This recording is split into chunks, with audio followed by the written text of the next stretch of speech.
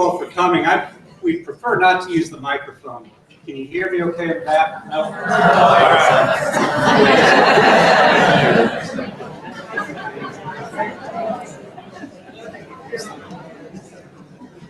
All right, how about now? Okay.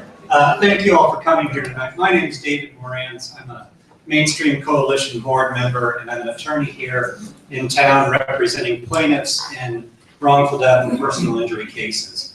And so the impartiality, the independence, the fairness, and the sanctity of our judiciary is a very important issue to me and to our clients.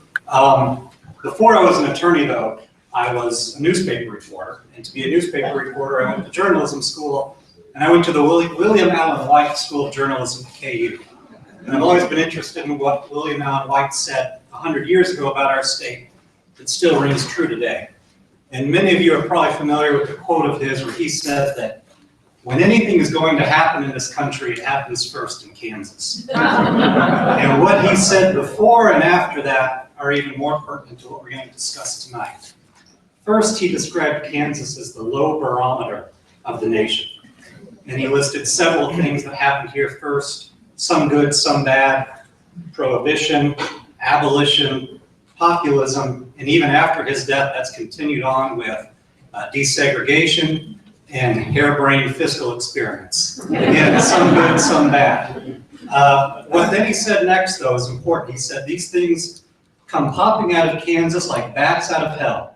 Sooner or later, other states take up these things, and then Kansas goes on breeding other troubles. And we're breeding a big trouble right now.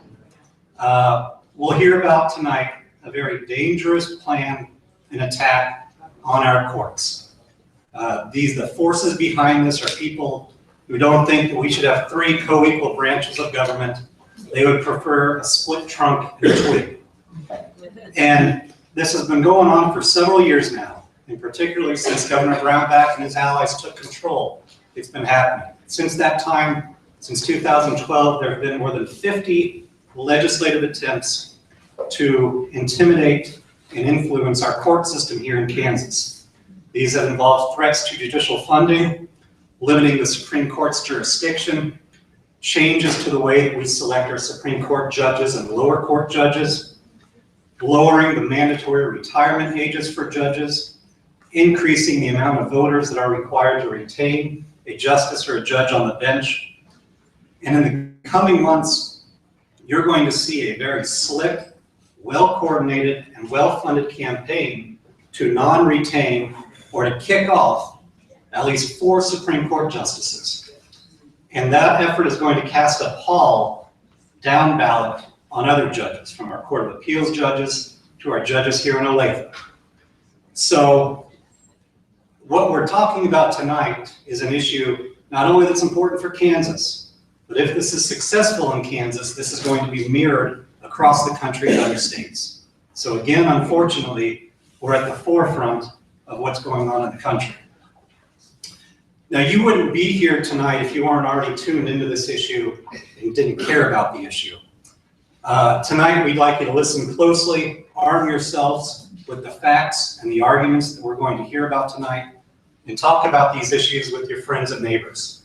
Because outside of this room, outside of people who really care about it, this is not a very well-known issue, and it's going to bite us in November if we don't spread word about it. Simply put, everyone in this room, has a civic duty to keep our courts fair and free, because all of our rights are at stake if we don't have fair and impartial courts.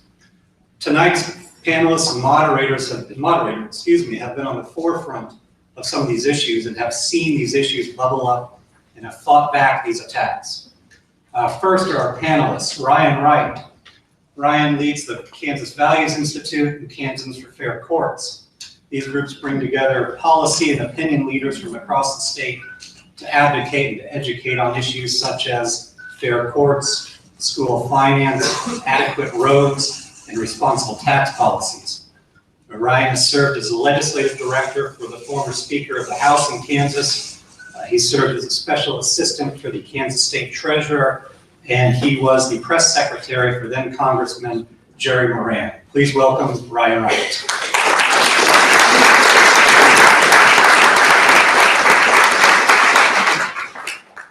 other panelists tonight really needs no introduction.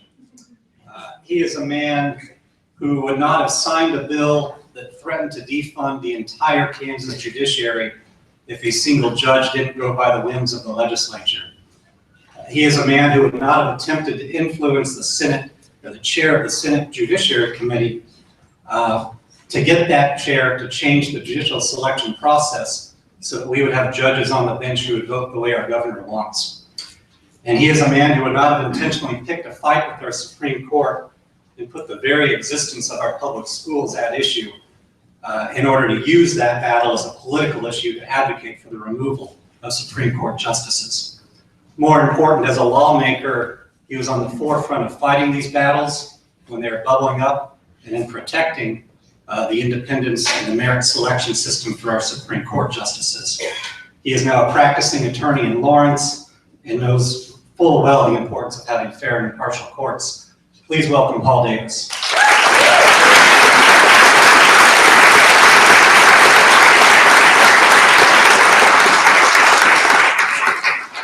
Finally, tonight our moderator also needs no introduction.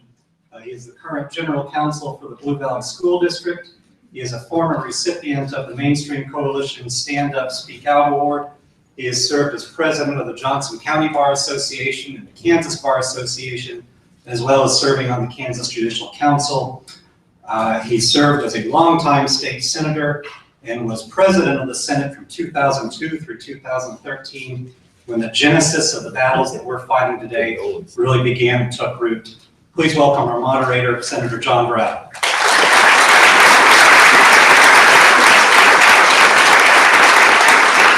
With that, I'll turn it over to you. I'm going to try this without a microphone. I don't like microphones. If you can hear me in the back. If anybody can't hear me, would you please speak up? Okay. Dave, thank you very much for your kind, if not generous, introduction. You actually gave me a promotion to President of the Senate. I'm not sure whether I like that or not. But, we do appreciate the introduction. We want to keep this at a very informal pace this evening. You all will have an opportunity to ask questions from the audience. I think we're going to have cards for you to write out your question. The focus of our event this evening is your questions and answers to those questions. And we have two of the foremost experts in the state on this topic with us to do that. So without delaying any further, I want to exercise my prerogative to ask a couple of questions before we get questions from the audience. First of all, and I'll address this to either one of our panelists who would like to respond, how does the Gannon education case impact the courts and the ongoing threats from the legislature? Nice, easy question to start with. Well, I will use the microphone because I tend to be a little bit soft-spoken at times, and I'm going to stand up because I know it's a little bit difficult for folks in the back to see. I would imagine that a lot of people in the room know what the Gannon court case is, but for those of you who may be unfamiliar with this, this is the school finance lawsuit that has been brought on behalf of several dozen school districts across the state that is now pending before the Kansas Supreme Court. You may recall that there has been a ruling that has been issued on the so-called equity portion of this case that is really back in the Supreme Court's lap again right now. But the so-called adequacy portion of this is how much are we underfunding schools has yet to be decided by the court. And it is unlikely that that will be decided until after the November election. So we have 5 members of the Kansas Supreme Court that are sitting for retention. If those 5 members, or less than that, would somehow not be retained, then there would be new people put onto the court, and that may have an impact on how that decision is going to go. So that's what's at stake here. You know, the lower court has said that the state of Kansas is underfunding schools to the degree of several $100 million. But a different Supreme Court could decide that case, see it very differently. So that's really what's at stake right now. Ryan, do you have some comments? Sure. Thank you for having me come speak to you tonight. So what I'll just add to that piece is to really understand the full dynamics in the state and what's happening, you have to understand a couple of things. The Republican Party in Kansas used to be between moderates and conservatives. It's fractured now into moderates, social conservatives, and more fiscal conservatives, Tea Party types. And so you have this fight happening within the Republican Party over policy. And this is important because Governor Brownback, his backing comes from social conservatives. And a couple of years ago, they passed this little thing called this tax bill. And you might have heard just yesterday how great it's going for our state. We are down another almost $300 million off of our estimates. But the point is, in order to make this work, Governor Brownback needs a court that will side with him on this education case. Education funding is 60% of the budget. 52. 52% of the budget. It's the single largest expenditure that state government makes. And so that's why all of these things are connected. So watch the moving ball. Do you remember that game? Watch the shells. So my point in bringing this up is, as this failed experiment continues, as our state continues to bleed red ink, this governor is trying to shore up his base. And a very easy way to do that is to attack the courts. And I think it was Dave that said, you know, in 2013, Governor Brownback said in his State of the State speech in January at the start of legislative session, that was the first time he publicly made mention that we needed to change the merit selection system, the way that we select justices to the Supreme Court. Since that time, over 55 bills have been filed to attack the courts, to change their makeup, or to go after their funding. 55. It led the leader of one national group, Justice at Stake, to say that we're ground zero in this fight over fair and impartial courts. And that's why this has become such a huge issue. We are facing multiple constitutional crises that have been created because of failed leadership in Topeka. And so it's important as we talk about these judicial issues to understand that it's not so simple as to say it's limited to just the court. The education funding case is intertwined with this, as is ultimately the tax bill that's bankrupted our state. So that's probably a little bit more than you wanted, but there you go. Another question. What are the advantages or the disadvantages that you see with the current Supreme Court selection system, commonly known as the merit selection system, the current Court of Appeals selection system, which is modeled after the federal system, or electing appellate court judges? Advantages and disadvantages.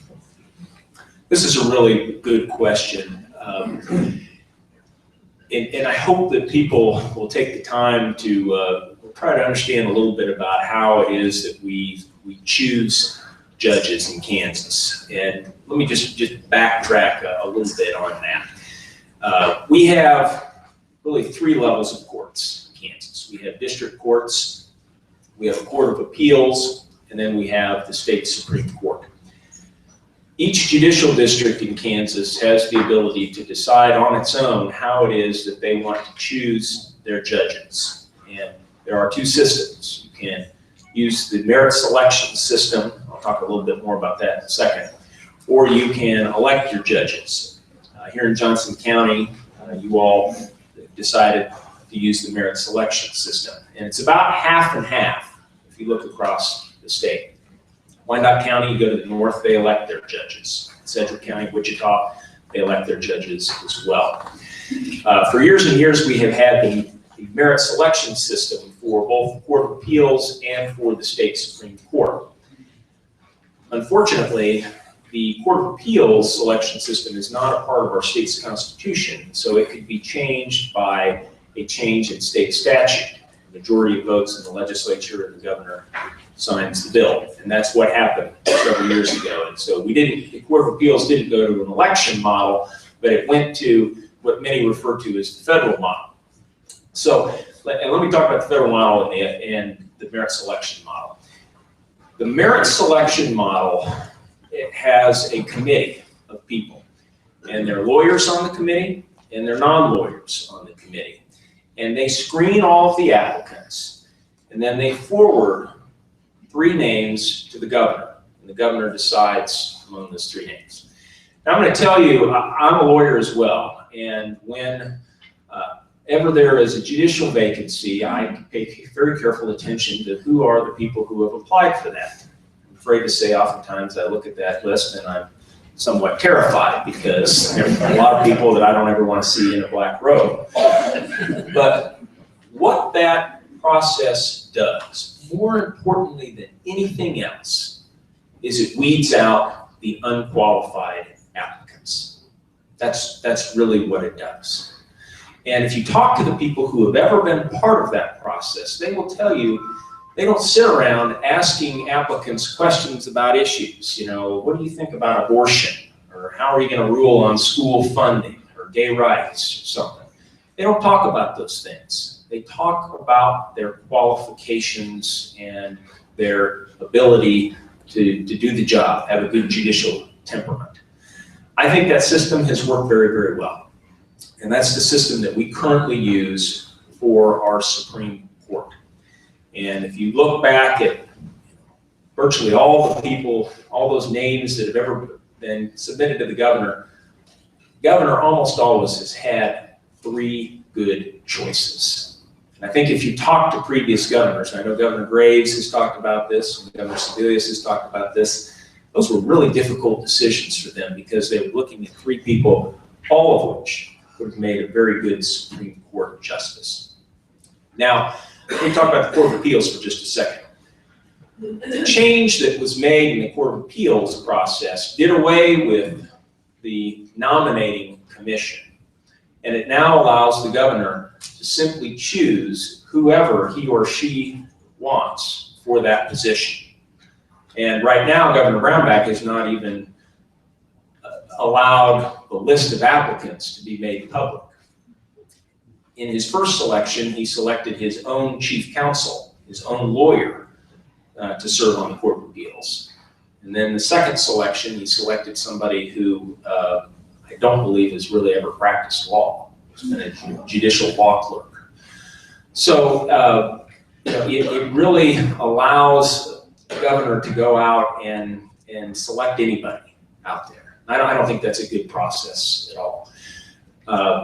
I've been, as John probably has too, and many of the legislators in the room, sometimes when people apply for judicial positions, they will ask you to write a letter of recommendation or to contact the governor, and I've been part of that process many, many times. And what I have found is that while I think there is inherently going to be a small degree of politics. There's a small degree or large degree of politics, depending on what the process is. But what we all could probably agree upon is let's minimize the amount of political influences that go into selecting judges. And I think that the merit selection process does that probably to the greatest degree of any process out there that I know of. Ryan. Yeah, I think Paul did a pretty good job of explaining it. I'll boil it down to one system is open and transparent. That's the merit system that was put in place over 60 years ago, actually after a political scandal known as the triple play, where a governor tried to appoint himself to the bench.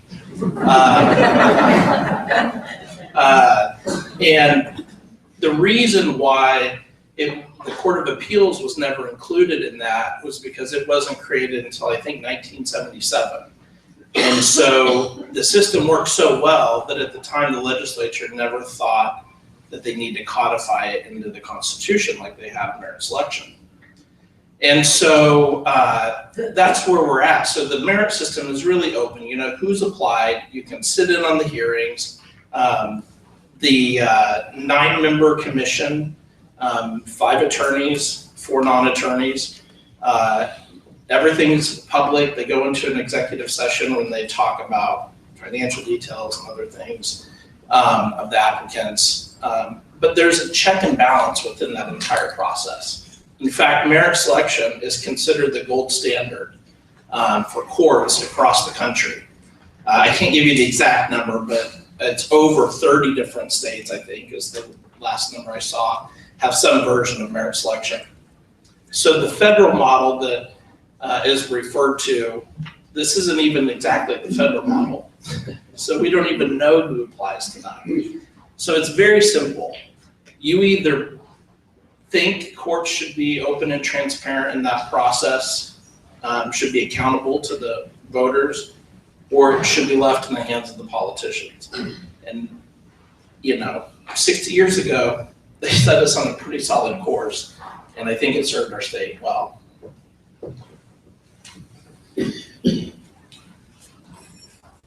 Really have 2 questions I want to ask in succession. First, can you explain how the attacks on the courts began in Kansas, and is that normal? That's sort of a rhetorical question. And secondly, what is happening in other states, and how does Kansas compare? Paul or Brian? Yeah, so I touched on this a little bit earlier. Everything's related, with the tax policy and the other education case, but this is actually happening all over the country. So the first real open attacks happened in Iowa over the Varnum decision, which was the gay marriage case, where they came in and tried to wipe out some of the justices. They were successful. They were not successful the next time. There's one justice, in fact, I think it's the Chief Justice of Iowa Supreme Court, that she will be up for retention this time. So there's one more that they're gearing up to try and take out in Iowa. And then that spread. We've seen this happen in Florida, in Oklahoma, in Tennessee, Montana, Wisconsin. That was a little bit different. That race that just happened in Wisconsin, they actually elect judges. So it isn't quite the same fight that we have here. But the point is, what we're seeing is the politicization of the judicial branch across the country. This has never happened before. And to put this in some type of context, when our state was founded, we have 105 counties and 105 courthouses because they wanted the courthouses within 1 day's horse ride from every citizen. So we ended up with a lot of counties. Now, because we don't see our jurists as politicians, the Kansas Supreme Court and the Kansas Court of Appeals are not even included in the Kansas Campaign Finance Act. So you have a situation where they literally don't have rules that govern campaigns. And then you have a case where if they're getting attacked, the people that are attacking them don't have to report the money that's being spent like they would in a traditional political campaign. This creates a little bit of a problem. And we go a step further. So because they're judges, they can't respond to anything that might come before them or has come before them or is before them. For example, the education case. And so what ends up happening happened in the last gubernatorial race. There may be somebody else that wants to talk a little bit more about that. But what we saw at the end of that race was one of the most heinous, horrific, there are not enough adjectives to explain the exploitation of a murder that happened a series of murders that happened down in Wichita. And we had somebody running for office that exploited that. And that's a problem. If you want to have a conversation about crime, like that's a good conversation. Let's have that conversation. But when you take a case and you exploit it for political gain, we've lost our way. There's a reason why judges are not politicians. There's a reason why Kansans have gone out of their way time and time and time again to make sure that they're not politicians. And it's exactly for those reasons when we see those horrific cases exploited for political gain. You don't have to believe me. They published a memo. It was in the Capitol Journal. I'm sure it's still online that lays all that out. So if those judges are attacked, they can't respond to that. So it's not a fair fight. And that's where we're at right now. We're asking judges to be politicians. And that's not the role that we've ever wanted them to play in our history of this state. Well, I think the first part of the question is when did these attacks start? Prior to Sam Brownback becoming governor, there was a little bit of chatter out there. There's a law professor at KU that runs around the state talking about it, but there weren't very many other people talking about it. But Sam Brownback is really the person who has put this issue on front burner, and I think the more that he is feeling the ground under him sinking, the more and more he gets invested in this. Ryan's comment to the first question is right on point. You see what kind of a budget fiasco we are having right now. Try having a court decision that says you need to fund schools by another couple $100 million added onto that. These folks right now they got to find $250, $300 million, and it really isn't there. Try finding another $500 million on top of it. There were a lot of us who saw this coming.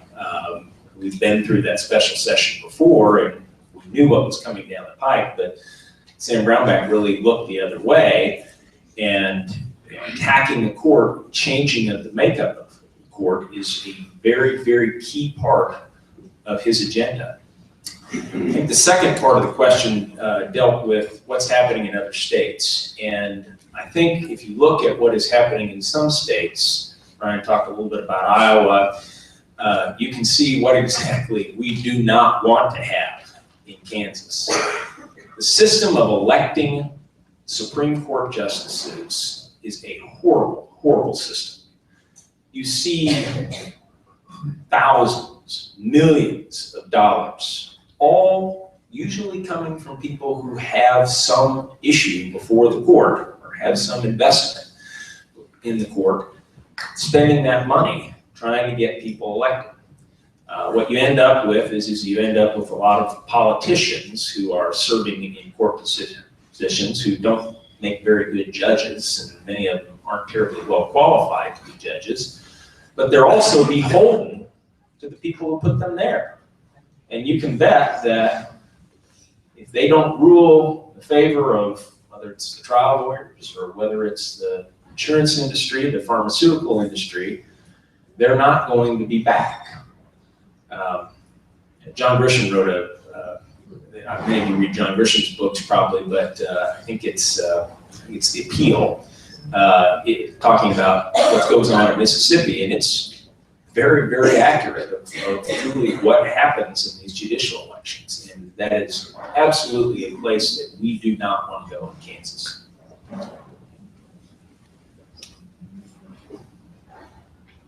It is sometimes argued that lawyers control our current merit selection system of selecting Supreme Court justices. How do you respond to that argument?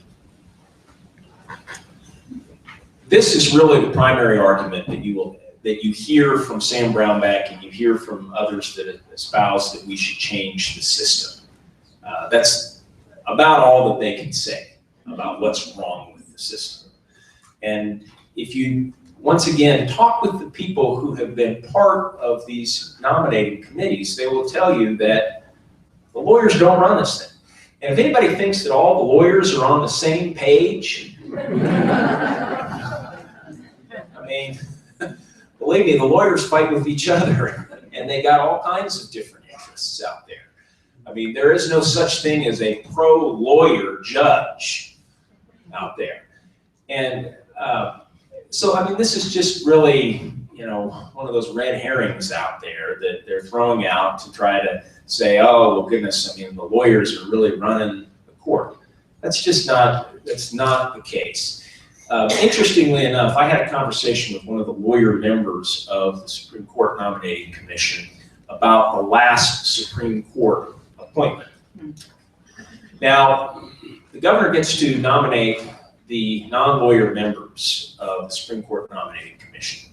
And I think that it's safe to say that when Governor Graves, Governor Sebelius, Governor Parkinson were nominating people to those positions, they didn't give them marching orders. They didn't say, you know, this is what I want you to do, and they weren't contacting them after they were on that commission saying, this is who I really want. But this one member said to me that when they came into the deliberation, it was very clear that the non-lawyer members of the commission had their marching orders. And there was one individual that they were for and that had to be on that list. And that individual now sits on the Supreme Court. Ryan. So, real quick, the 9-member commission, the 5 attorney members, so here's another talking point that's used, is that the Bar Association is in charge of this. Well, the Bar Association is a private organization that advocates on behalf, well, they do a lot of things, but one of the things they do is advocate on behalf of the judiciary. But what the bar is if you were admitted to practice law in the state, that's the bar. That is who makes the decision on the attorney members. So one attorney member is elected from every member of the bar from each congressional district. So that's how we get 4 of the attorney members. Then the 5th, who's the chair, is elected statewide by the members of the bar. Then the governor appoints 4, and then the governor makes the ultimate decision on accepting or rejecting the nominees that the commission sends forward. So you now have representation from the legal community, the lay sector, you've got the executive branch, and then here's a fun little thing that we put in the Constitution, a little something called a retention election. So the reason why we have 5 justices, 5 of the 7 up this time, is because the first election that happens after your appointment, you have to stand for election. And then once you stand for retention, it goes to a 6-year. Every 6 years you stand for retention. So that's how the governor's appointment of Justice Stegall, he's up. He'll be up on the ballot this time. So the question is, do you think one person should have concentrated power? If these justices are not retained for office, this governor will appoint 3/4 of the entire Supreme Court. Not to mention whatever happens in the Court of Appeals races. That should scare you. It scares me. And not just because it's Governor Brownback. Anybody with that much concentrated power over one branch of government, it's just undemocratic. And then you have to take in mind if they end up defeating the 5 justices or 4, however many, the Supreme Court will effectively be knocked offline for the better part of 6 months to a year as they fill those vacancies. Now, there are things that the commission can do to speed that up, but we've never faced this, so neither have they. So there are serious serious ripple effects that are going to happen if folks don't turn out and vote in these races. And the last thing I'll just say is we talk about special interest groups. There's a pretty big special interest group called Kansans for Life that has been really at the forefront of saying they want direct elections. They sent a letter out to the legislature threatening lawmakers and saying if you didn't vote the way they wanted on the direct election bill of judges and justices, that they could not be considered by their political action committee. Now, whatever your opinion is on the abortion, what are they being told behind closed doors from the governor that they're closest to? And do you think any special interest should have that much power? That's what you should be asking yourself, not where you're at on that issue. It has nothing to do with abortion. It has everything to do with power and where it lies. And is there a voice? Is there a check and balance? Is there something in the system that helps protect the voter's voice?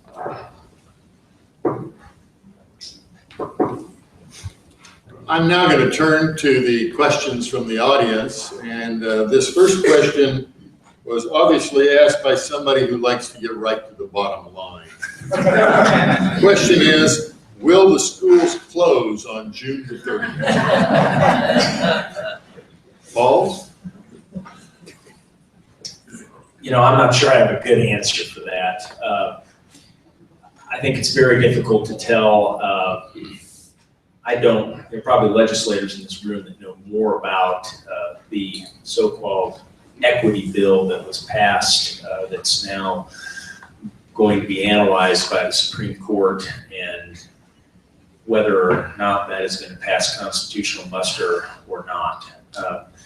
You know, I think that there was probably some belief among court that the legislature may just sort of give the finger and not do anything. And I know that there were a lot of legislators who wanted to do that, but they did come up with a fix, or at least a bill that they allege fixes the problem. But, you know, I gave up a long time ago predicting what judges will do because I found I'm not real good at it. Just say I'm not an attorney, and my guessing skills are no better than Paul's.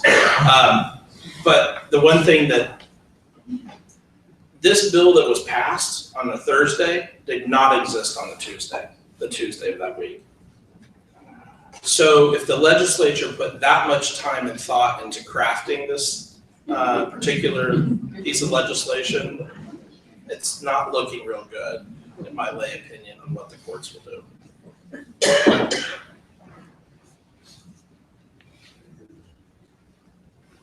Why are they, and I assume they refers to the Supreme Court, why is the Supreme Court waiting until after the election to rule on the second half of the school case, the adequacy portion of the case? That's a good question. I don't know. That case has not been moving very quickly, and you know, I'm sure that the court has their reasons for that. You know, they do have a lot of other cases that they have to deal with, and this is a particularly complicated case, at least maybe from a legal standpoint, but not that complicated in my mind. And from a political standpoint, I would rather them decide that before the election, because I think, frankly, this is maybe a debate that we need to have as a state. If the legislature says, you know what, court says we need to put another $400 million in, and we're not going to do it. I mean, maybe that is a debate that we need to have here, because we need to shine some light on a whole lot of these legislators that go out parading around that they support public schools, and let's have it right in everybody's eyesight whether they support schools or not, right before an election.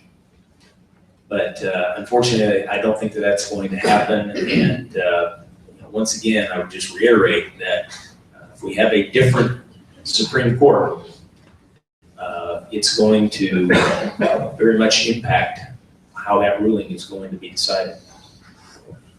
Ryan. So, I don't know that I have a lot more to add. I don't know that I know the reasons behind this. I will say this. The folks that sit on the Supreme Court, in my limited experience with them, these are not politicians. These are folks that have worked. These are folks that have worked their entire careers in the legal sector, and so they have a process in place, and they like to deliberate and make sure they do things right according to their outcome. I will say this though.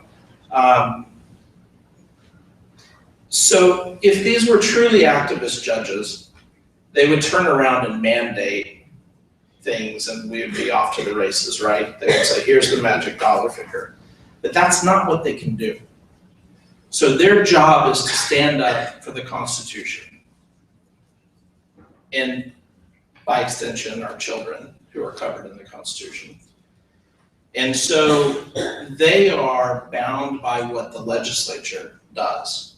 So instead of making policy, they have to review policy. So just with this equity piece that the legislature just passed, they gave them guidelines. The legislature came up with their 48-hour plan and sent it to the court. And now it's up to the court to review what they did and then make a decision. So again, there's a lot of language that's thrown around, and it sounds great on talk radio or on cable news, but the truth is there's a process. It has to be respected so that we can hopefully get to the best outcome. Many people anticipate a huge advertising campaign this fall against the judges who are up for retention. Who will be funding that advertising campaign?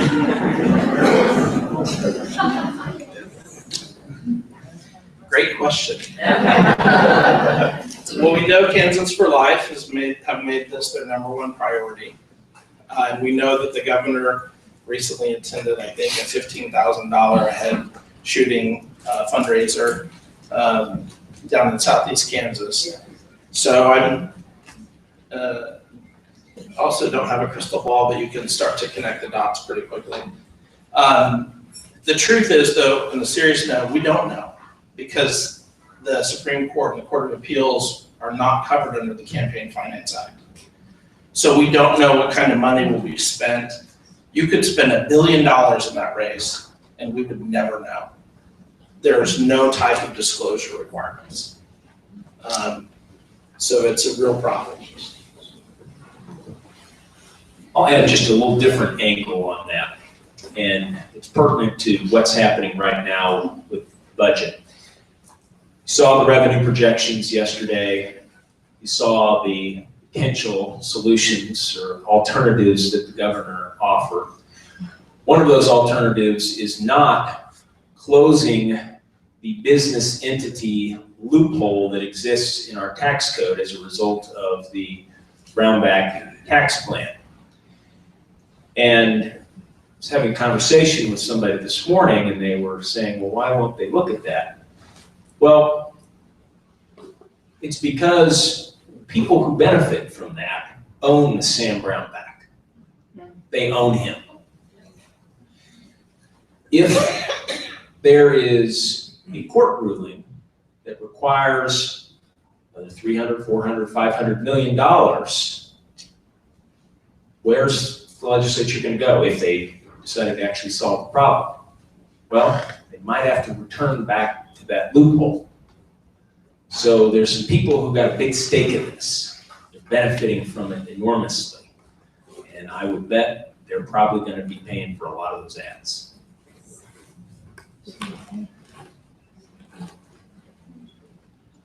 The Koch brothers announced today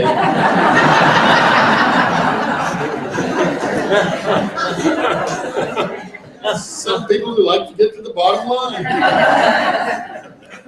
They announced today that they were pulling their financial support from the Republican National Convention. Speculation is they will turn that much more money to Kansas races. How can we combat that? We're gonna start passing around a hat. Please give, whatever, we'll take checks. Here's what we know about this last gubernatorial race. More money was spent than at any time in the history of our state. And even though Paul came close, the truth is money can't buy everything. Look at Trump, I mean, perfect example. We don't have to have the most money, we just have to have enough of it. And what that means is that we need you talking to your neighbors.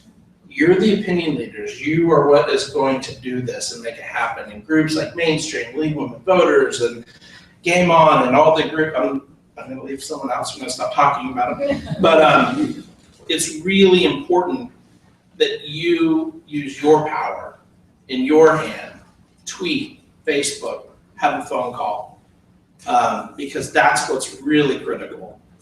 We don't have to have the most. We just have to have enough. Yeah, the money is it's staggering. And in my mind, I think it's just the worst thing that's going on in politics right now. And it's just getting worse, unfortunately, every election cycle. But there are plenty of examples out there of where people are taking on big money and they're prevailing. But they only do it with a very engaged electorate out there. I mean, there are probably some Sanders supporters here in the crowd, and look at that campaign. I mean, he's been out raising Hillary, Hillary's got a pretty well-oiled fundraising machine, and he's raising it with $26 the average contribution, with just lots and lots of people who are engaged. And I think that's the challenge to all of us. There are organizations that are out there working on this. Ryan's probably working on it every single day. But really, it's going to take everybody in this room who says, I'm going to chip in some money to support this, and I'm going to go out and find 5 other people to chip in some money, or to go out and talk to people about how important this issue is. Otherwise, people are going to just become influenced by those 30-second television ads that are designed to try to prey on people's prejudices. And we see where that has gotten us. And we know that we have to double up our efforts if we're going to be able to combat that. Since so many states are working in a similar fashion to destroy the objectivity of our state courts, it seems that ALEC, the American Legislative Exchange Council, and Americans for Prosperity are behind these attempts. What are your comments on that suggestion? That's all true. And some names to pay attention to moving forward. The judicial wing of the Koch operation is called the Judicial Crisis Network. And they spent money a couple of years ago to defeat then Senator Tim Owens, who is the chair of the Senate Judiciary Committee. And they've made an appearance in a lot of other states. There's another group, I think it's called, name's escaping me, I think it's the Republican Leadership Committee, something like that. And they also, they've just posted on their website a list of states they're targeting. So what we're seeing is truly an arms race. Well, it's not a race, one side's arming the other isn't, on the judicial front. And they have their own vehicles in place to make that happen.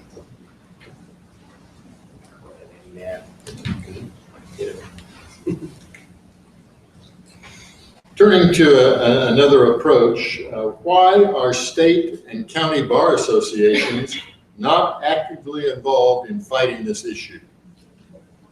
Paul? Well, I would say that they are very involved in it. You know, I'm a lawyer, and I'll tell you, the lawyers are not exactly the most organized group of people. Probably a few lawyers out here in the audience testify to that. But, you know, they are very engaged and involved in that. You know, when I've talked to a lot of lawyers about this issue, and, you know, by and large, lawyers really care about this, and I'll tell you why. And you know, whether they're an insurance defense lawyer or whether they're a criminal defense lawyer or a prosecutor, all of us, when we go to court, we're trying to represent our clients there. We want a competent judge who is going to decide the issues based upon the law. The thing that virtually every lawyer really, really dislikes is when you have to deal with a judge that just isn't skilled and doesn't have the capabilities to deal with your case. That is the most frustrating thing. And so, you know, and you think about, you know, we're representing our clients. And, you know, when somebody walks into a courtroom, they ought to expect that the person with the black robe is going to decide their case on an impartial basis. This is why I really don't like electing judges, because you know, you have situations where you're going to walk in and the lawyer on the other side has donated $500 to that judge's campaign, and maybe you donated $500 to the woman who was running against that judge that lost.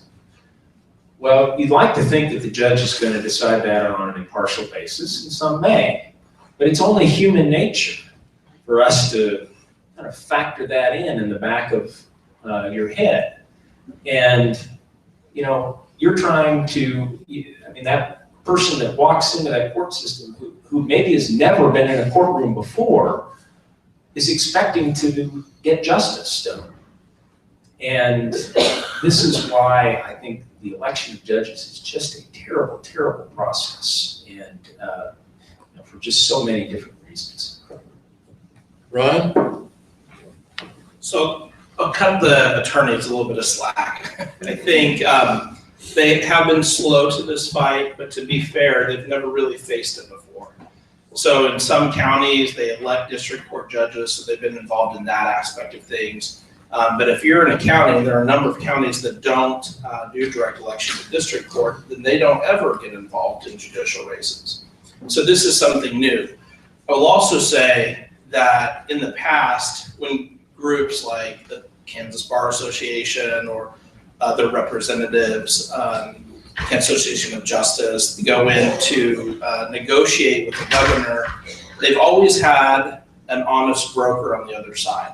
They may not agree on policy decisions, but they knew if they came to an agreement and walked out the door that it wouldn't change on. That's not the case now. So I think it's taken the legal community a little bit of time to come to terms with the new reality. I'll also say this, because I'm not an attorney, I often get asked, why do I care so much about this? And the truth is, let's be honest, most people when you're dealing with the courts, it's not a positive experience. You're suing, you're getting sued, you're in trouble. But the truth is, they are the backstop to our democracy. I was misquoted in the paper. I spoke to a Democrat group in Douglas County, said this is the most important race for Democrats. This is the most important race for Kansans, with all due respect to the office holders in the room. Because this is our very democracy at stake. Look at what's happening with the education case. This is about kids getting access to quality schools. Districts are considering 4-day school weeks. That's crazy. The only one that's there right now to put a stop to this political madness are the courts and our Constitution. So that's why I get involved. That's why other groups, again, the League, Game On, we saw someone at the Game On show, you know, all these other groups have gotten involved because they see that. We know statistically women are going to call in the courts more over the course of their lifetime than men do. I mean, there's a lot of things that are important. Here's another thing to know. So there's a case that was just decided at the end of 2015, the Solomon case. You may have heard of it. So what this legislature did and this governor signed was an unconstitutional bill that eliminated funding for the entire judicial branch. Up until a few months ago, I can't remember the exact date, the entire judicial branch was operating under an emergency order. This wasn't a threat. This has happened, folks. Like, the courthouse in Olathe was open only because of an emergency order. If that didn't exist, if you needed a protection order, you couldn't get it. If you needed a divorce, you couldn't get it. If you're trying to run your small business and have something adjudicated, it wouldn't happen. This isn't a hypothetical. This has happened now. So these attacks are real, and whether you realize it or not, they're impacting you, or they're impacting the institutions that are involved with your lives, or the organizations. So it's important. I know from my own experience that the Kansas Bar Association is very actively involved in readying a fight on this issue. They are organizing the most extensive public issue campaign that I have ever seen them organize. So they're taking this issue very seriously. You haven't probably seen any evidence of that so far because the real campaign is going to occur in the fall. They're not going to exhaust all their ammunition 6 months before the election. But you will see information from the Kansas Bar Association. Same is true of the Johnson County Bar Association, although they don't have the resources that the state bar does. They are mounting a major campaign to educate the people of Johnson County on this issue and why it is so important to keep our current selection methods for judges. You'll see more from this Johnson County Bar Association later this fall. Next question, please discuss the potential influence of the Carr brothers case during the retention campaign and what can be done or is being done to turn back that argument. Anybody want to take that one? Paul? Well, I think that the ads that were run based on the Carr brothers case had a tremendous impact on, not only on my race, but also on the retention campaigns. I have to tell you that I obviously wasn't paying a whole lot of attention to other folks' campaigns in October of 2014, and I really didn't know what all was going on in terms of going after the two justices that were sitting for retention. And a few days after the election, I was sort of perusing some of the newspapers and saw that they were just barely retained. 53% was the retention vote there. Typically, you see judges retained with a 65 to 70% ratio. So I think it had a very, very big impact. Judges aren't there to make politically popular decisions. I think there's a reasonable argument that can be made that the Supreme Court got it wrong. The U.S. Supreme Court overturned them. But regardless of that, you want smart people who are making the best decisions that they possibly can, and you are going to see this case, I'm sure, come back again in the fall. And let me just make one other comment about this. I have visions of maybe a smoke-filled room with our opponents, sitting there saying, what can we come up with that's really going to play people's prejudices? And it wasn't a mistake that they showed pictures of the Carr brothers in those ads.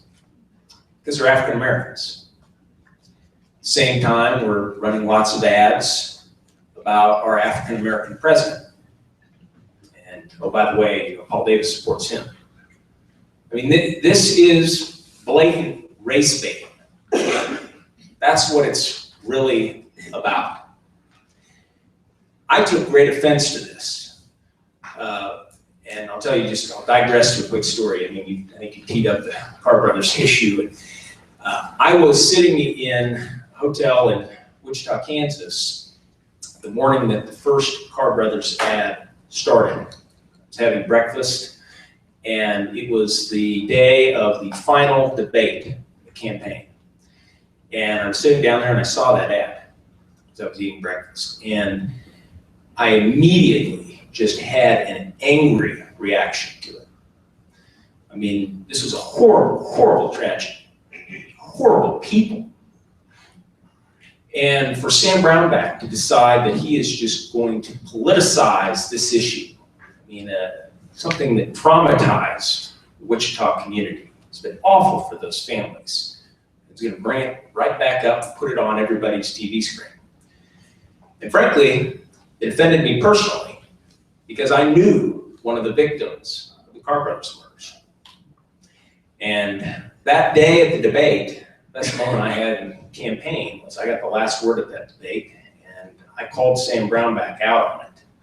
And it was, you should have seen him, he was not very happy, but he deserved that. And I was determined that day, regardless of whether this ad was going to work, it certainly did for him, he was going to get the wrath of me, and he did. And I doubt that he thought much about that, but it's race baiting. That's really what they're trying to do. And if they do it again, we need to be more vocal about it than we were this past time. Brian?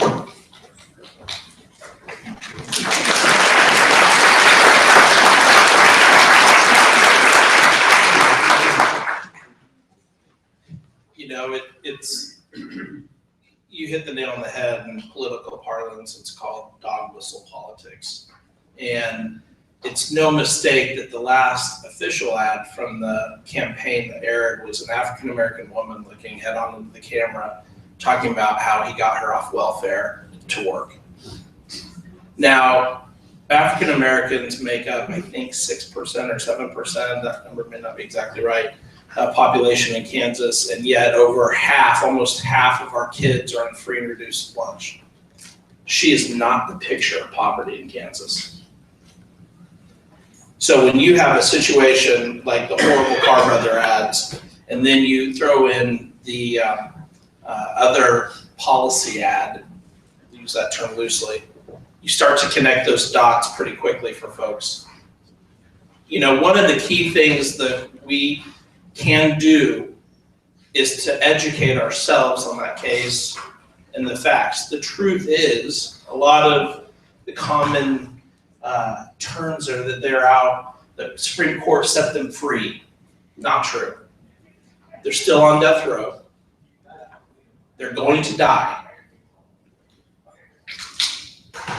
The U.S. Supreme Court overturned part of their decision, but they left in place the majority of it. So it's common when you have a state that brings back a death penalty to go through a pretty significant period of time of testing the death penalty and ironing out the details of it. It happens in every state that they bring it back to. We want these cases to go forward. It makes our criminal code stronger. Whether you agree with the death penalty or not, that's not what I'm talking about here. This is the process that's in place. It's to hone our system. It's to make it safer. It's to make it more fair, hopefully. But that's what we're at. These brothers are never going to see the light of day. Nor should they. But what we cannot allow to happen is for this governor or any other politician to use this case as a smokescreen for their failure of leadership to fund our schools, to fund our roads, to put in place a responsible tax policy, to get everybody a job. We're at 0% growth rate in jobs. 0. In fact, I think we were negative at one point. And I'm gonna take off my hat of a C4 and just speak for myself personally and say, it's very important. There are a number of lawmakers that are going to be facing primary challenges in August. It's important that we support those lawmakers, ones right here in the front row, that have stood up for our courts and for our kids. It's really important.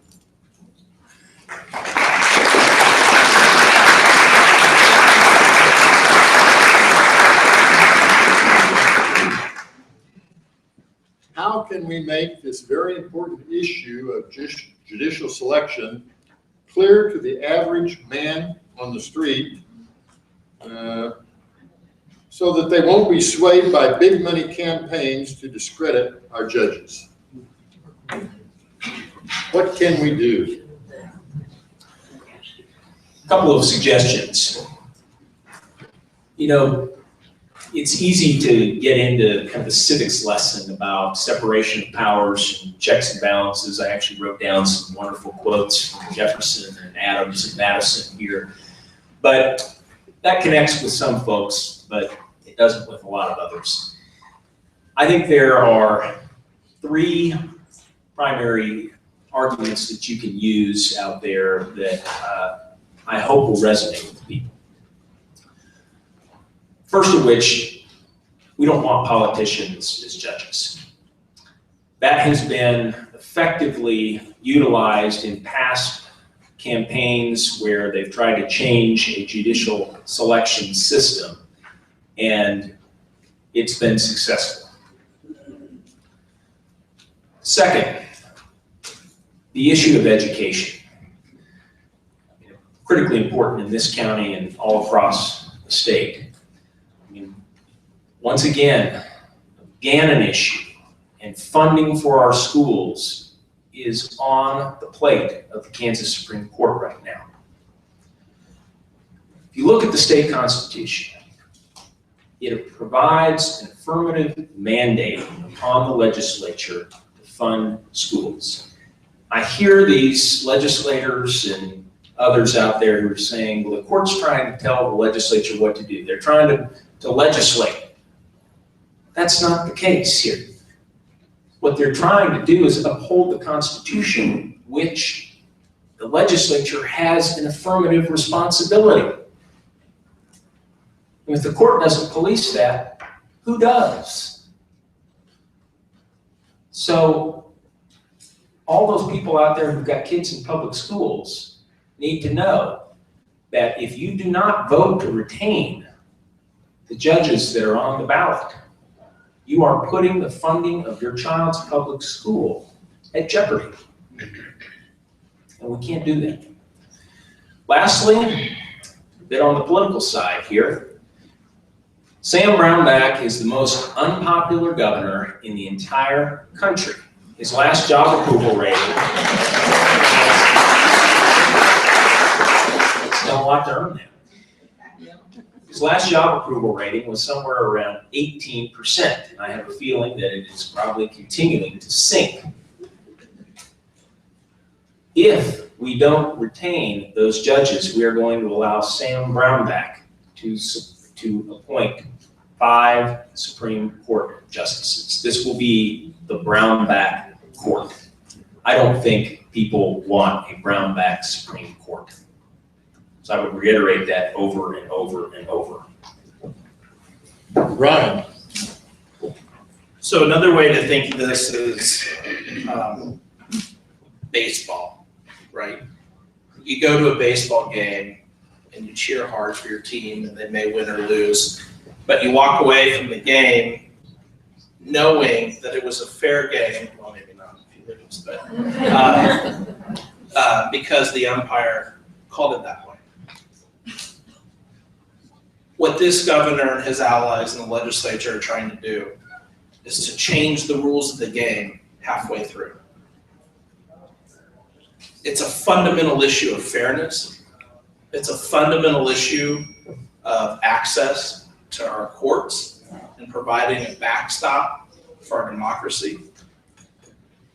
As Paul said, if you have a kid in your life, know someone, hope someone will be there to help you when you get older.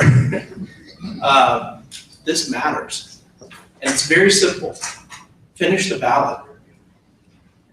Vote yes to retain. It's not hard.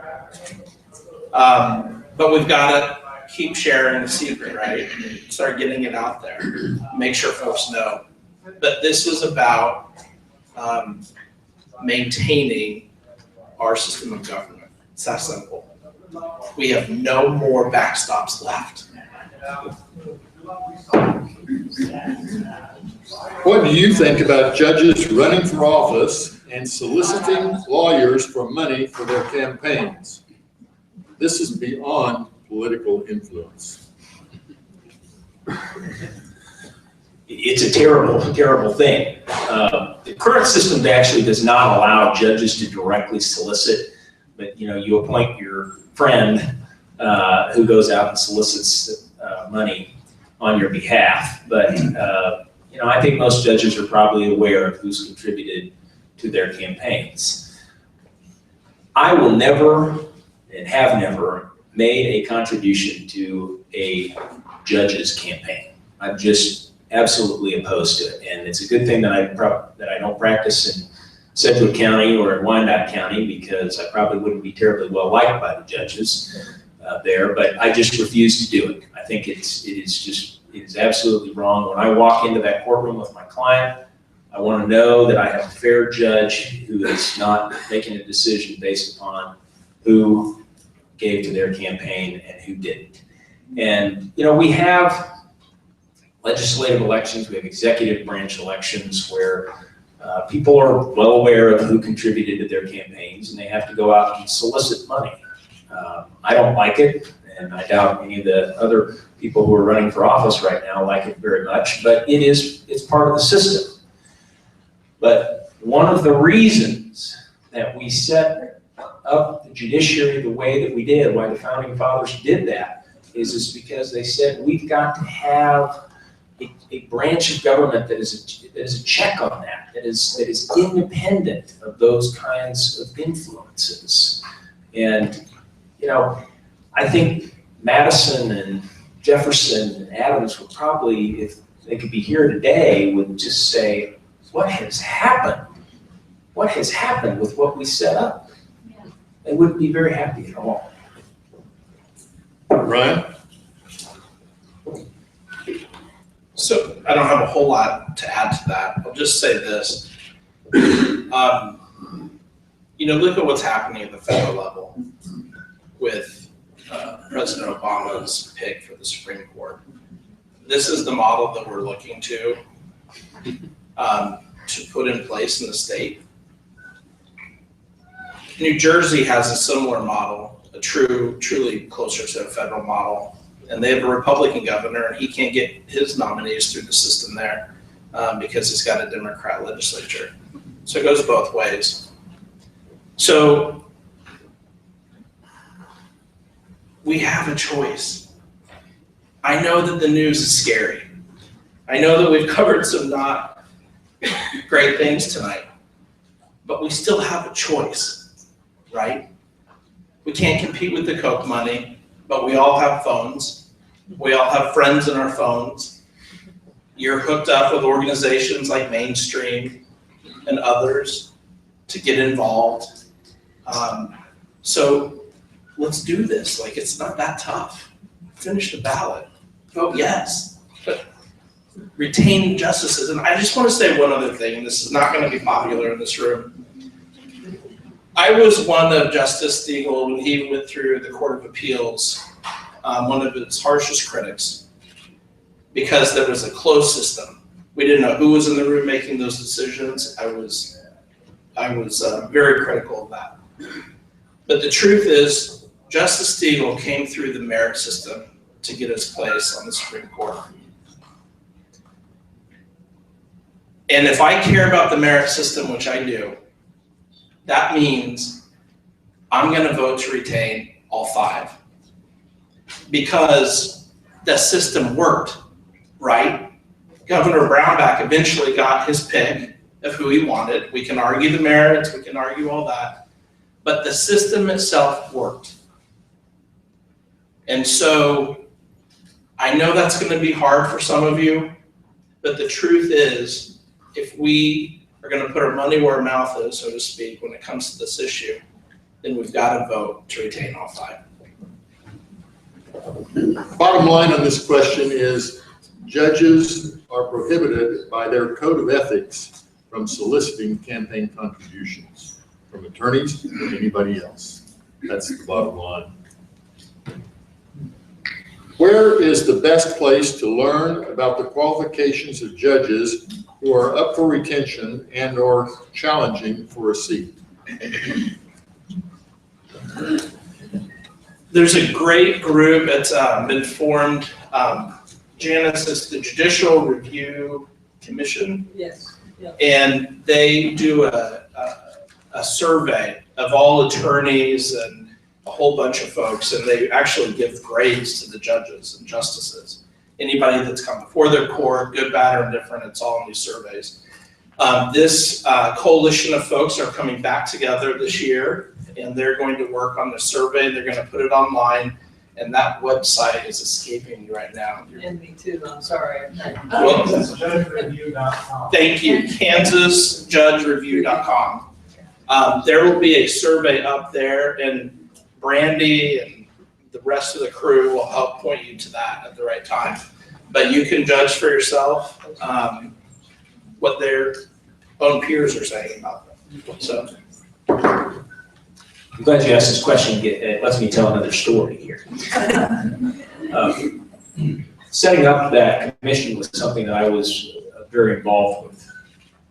John and I actually, a long time ago, were part of implementing a statewide commission to look at our judicial system and made a number of recommendations. Among those recommendations was that we should have a system whereby judges and justices are evaluated, and that system would be objective, and we would disseminate the information to people. Any of you who've run for office or been in office, you probably get those folks that come up to you and say, I don't know any of these judges. Do I vote yes? Do I vote no on them? I always got a lot of those questions, and we need to give people information about that. And we went through a very, very deliberative process to set this up.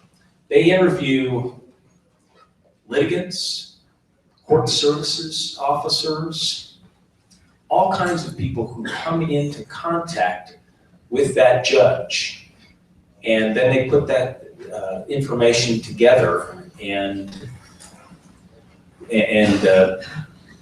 give them a grade, basically. We had funding so that we got that information out to people. The legislature provided funding to do that. A few years after that was in place, some people started to see that it was actually working. People were getting information. And Lance Kinzer, some of you may know Lance, used to serve in the legislature, very tied to Kansans for life. Lance went on a mission to cut the funding for that. And I don't think Lance would ever say this, but the reason that he did that, in my mind, is he saw that it was working. And he didn't want people to be able to have that non-biased information out there, because his side wants folks getting their information from their people. They want that biased information. And unfortunately, we don't have any dollars to get that information out to people these days. And it's really a shame that happened. But it is very good information, and it's well done, and we're going to have to do our best on our own to get that information out.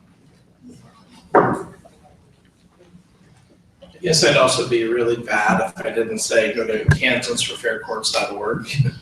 There's not a lot on there right now, but we're redeveloping that site and we'll have a lot of information up for you. I'll let go past that state.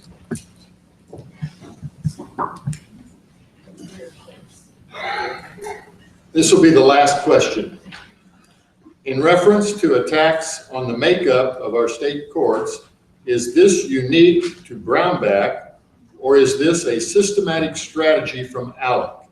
If so, how can we expose them? So I don't know if it's a systematic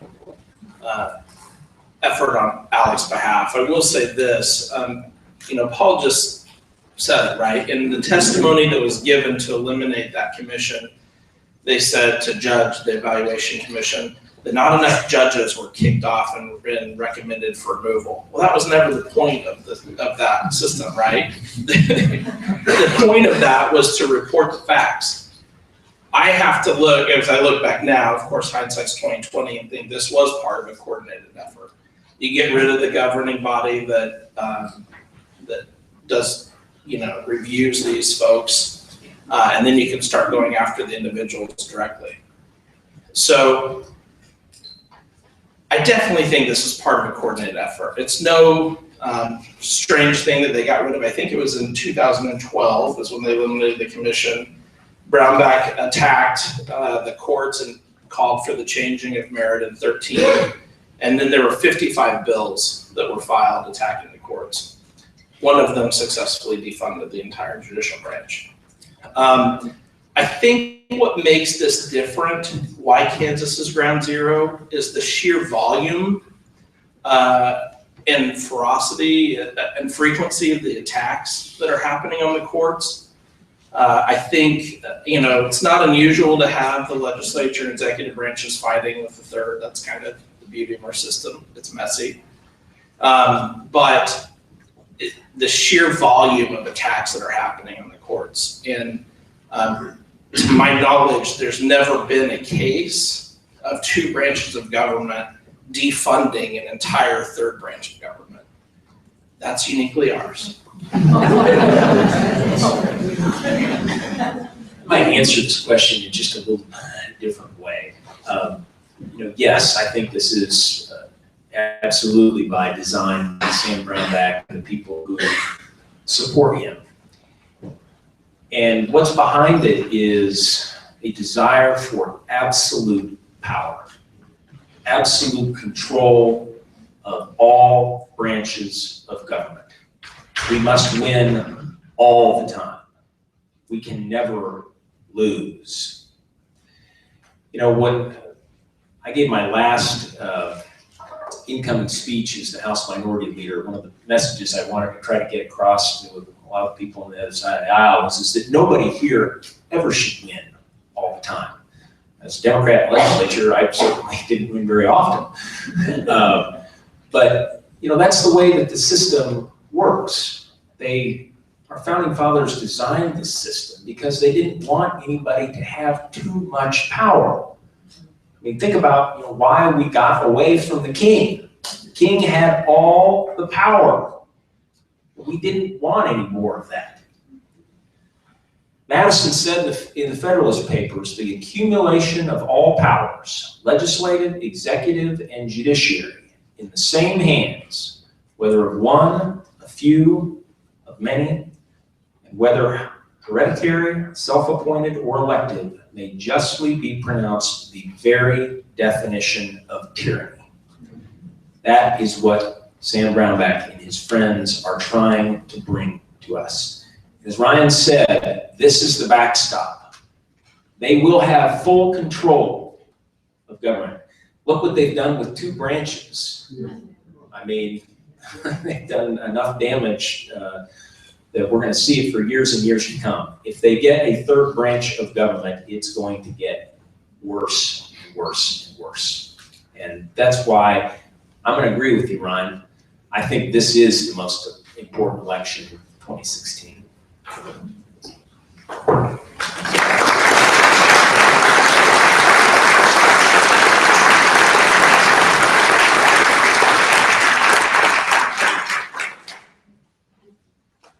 Perhaps that applause was premature, because I'm now going to ask you to join me in thanking the panelists for spending their evening with us.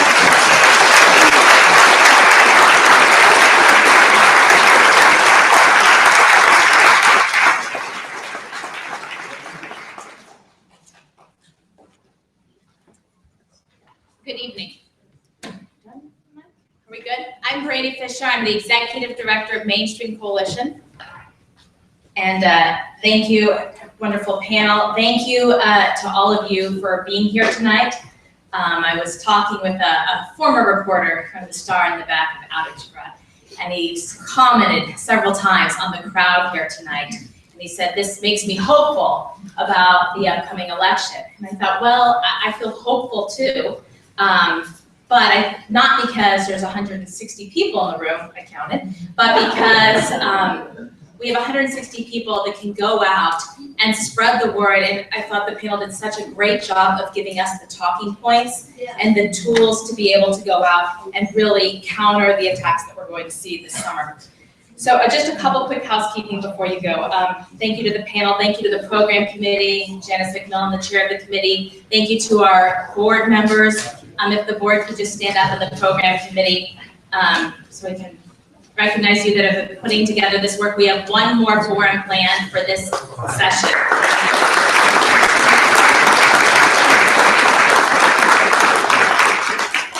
That forum is still to be determined, but will be in May and will be a legislative wrap-up. And we'll kind of, we'll see if we have a short session when they return or a longer session. I want to acknowledge a couple of elected officials that are in the room and thank them for being here tonight. If you could stand and go ahead and introduce yourselves. I'm Representative Melissa Ripper from the 25th District, and I'm serving my second term.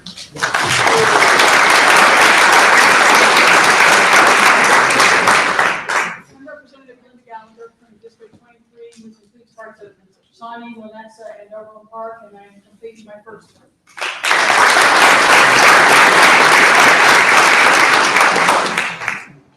I'm Nancy Lutz, and I represent the 22nd House District, and we are all sitting here. And I am finishing my second term, and I'm running for re-election.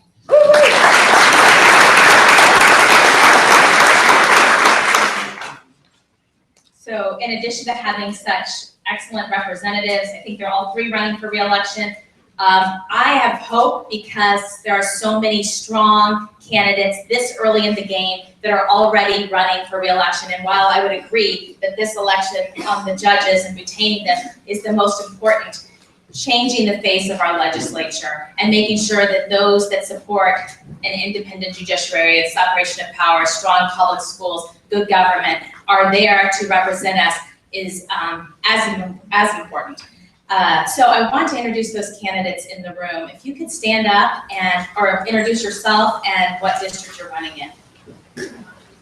I'm Mark. I'm running in the 29th House District against James Hogg, who carries the constitutional amendment to change the judicial selection in Kansas.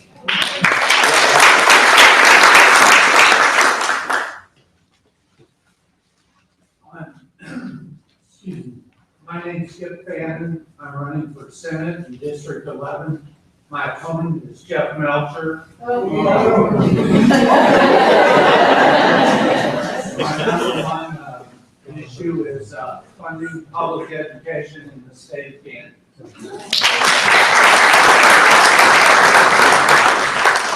And I intend to send Mr. Melcher back to his private job.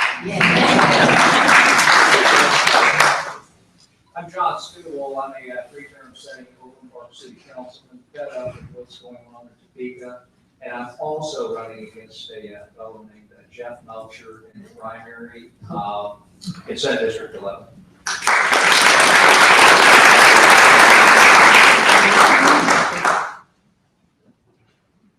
I'm Lisa Gable. I'm running in Kansas House District 14 against Keith Esau. I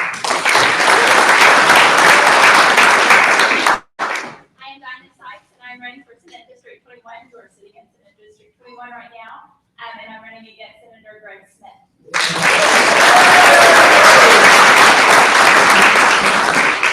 Hi, I'm Patty Markley,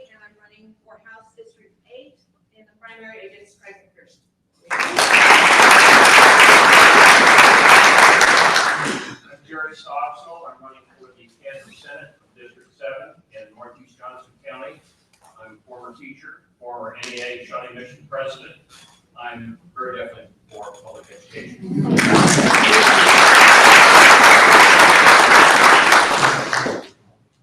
I'm Chris Hendrick. I am running for the State Board of Education, District 2, against the retired school psychologist.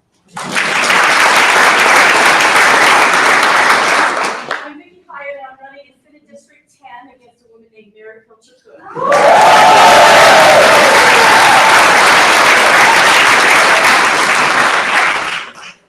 My name is Mitra Teflin. I am running for District 38, which is DeSoto, Macer, Lower Lansing, Upper Gardner.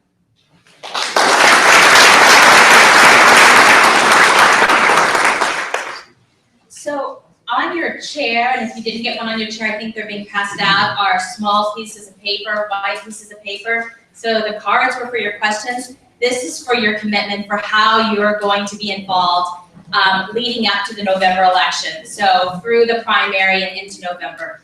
So we have 160 people in the room. It's tremendous. And now we need to 10-fold that, 20-fold that. So we need each person in the room to, if all you can do is write your name and email and make sure that you're getting our weekly email, great, do that. Lisa and Elisa Vaglin, one of our board members, will be picking up the forms. If you can do more, if you could make phone calls, if you are willing to connect with a candidate, if you are willing to canvass for just 2 hours, write that on there. So you can take out those papers, and if you don't have a pencil, Lisa's got some pencils and there's pens. If you can canvass for 2 hours, write that down. If you can come to our next forum, in May, details will follow, and if you're getting those emails, you'll find it in our email. Write that there, and then write that you'll bring a friend. Bring one person with you next month. Ryan talked a lot about it doesn't take as much money, but it takes money. Our work takes money, his work takes money. If you can make a pledge tonight to support the work that Mainstream is doing. If you join tonight as a member, I think I saw you get one of our awesome totes.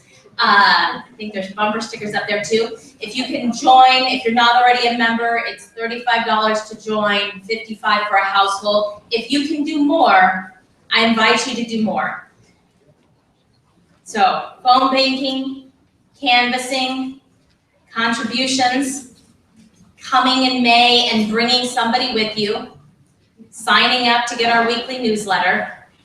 If you're on social media and you're not already following us on Facebook, please do, or on Twitter. What am I forgetting? What else can we do? Yard signs and house parties. If you can take a yard sign, right, that you'll take a yard sign. If there's a candidate that you want their yard sign, you already know whose district you're in, we will connect you. If you don't know, we'll look it up and we'll call you. If you can do a house party, we would love for you to bring 12 to 15 people together. This was scintillating, but a glass of wine would have put it over the top. So if you can have a house party and we can bring a guest and one of our legislators, someone like former Representative Davis or Ryan, to talk with you and your friends, let us know. We have, someone just posted on Facebook, how many days until the next election? So we need each of you to be in the game with us. Please turn your cards in to Debbie in the back on your way out. And please take a few minutes. The easiest thing you can do right now is to stick around after this forum and talk to one of the candidates that are here. Thank them for running. I feel hopeful because of the representation we have and those that are running. Thank them, commit to do something with them, and then turn in your form, and we'll see you next month. Thank you so much.